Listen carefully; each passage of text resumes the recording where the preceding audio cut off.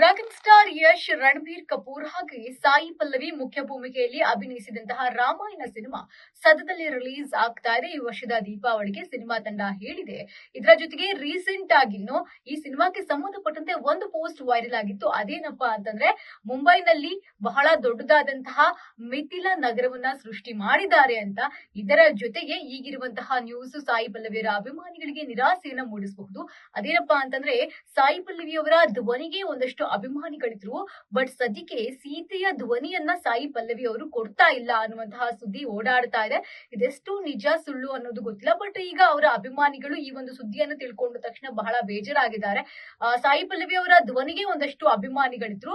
But ಈಗ ಸಾಯಿ ಪಲ್ಲವಿ ಅವರ voice ನಲ್ಲಿ ಸೀತೆಯ ಧ್ವನಿ ಇರೋದಿಲ್ಲ ಅನ್ನುವಂತಹ ಒಂದು ಬೇಸರ ಈಗ ಸಾಯಿ ಪಲ್ಲವಿ ಅವರ ಅಭಿಮಾನಿಗಳನ್ನ ಕಾಡ್ತಾ ಇದೆ. ಸಾಯಿ ಪಲ್ಲವಿ ಅವರ ಡ್ರೆಸ್ಸಿಂಗ್ ಸೆನ್ಸ್ ಆಗಿರಬಹುದು, ಅವರ ಅಭಿನಯ ಆಗಿರಬಹುದು, ಅವರ ಆ ಒಂದು ಕ್ಯೂಟ್ನೆಸ್ ಆಗಿರಬಹುದು, ಅವರ ವಾಯ್ಸ್ ಆಗಿರಬಹುದು, ಅವರ ಅಭಿಮಾನಿಗಳಿಗೆ ಸಾಕಷ್ಟು ಇಷ್ಟ ಆಗ್ತಾ ಇತ್ತು. ಸೀತೆಯಾಗಿ ನಾವು ಸಾಯಿ ಪಲ್ಲವಿಯನ್ನ ನೋಡ್ತಾ ಇದೀವಿ ಅಂದ್ರೆ ನಾವು ಎಷ್ಟು ಸ್ಪೆಷಲ್ ಆಗಿ ಅವರು ಕಾಣಿಸ್ಕೊಂಡಿರ್ತಾರೆ ಅನ್ನೋದು ಕೂಡ ಅವರ ಅಭಿಮಾನಿಗಳಲ್ಲಿತ್ತು. ಬಟ್ ಸದ್ಯಕ್ಕಿರುವಂತಹ ನ್ಯೂಸ್ ಏನಪ್ಪಾ ಅಂತಂದ್ರೆ, ಸಾಯಿ ಪಲ್ಲವಿ ಅಂತಂದ್ರೆ ಸೀತೆಯಾಗಿ ಏನು ಕಾಣಿಸ್ಕೊಳ್ತಾ ಇದ್ದಾರೆ, ಸಾಯಿ ಪಲ್ಲವಿ ಅವರ ಧ್ವನಿ ಆಗಿರೋದಿಲ್ಲ ಅನ್ನುವಂತಹ ಒಂದು ಶಾಕಿಂಗ್ ನ್ಯೂಸ್. ಇದು ಅವರ ಅಭಿಮಾನಿಗಳ ಬೇಸರಕ್ಕೆ ಕಾರಣವಾಗಿದೆ.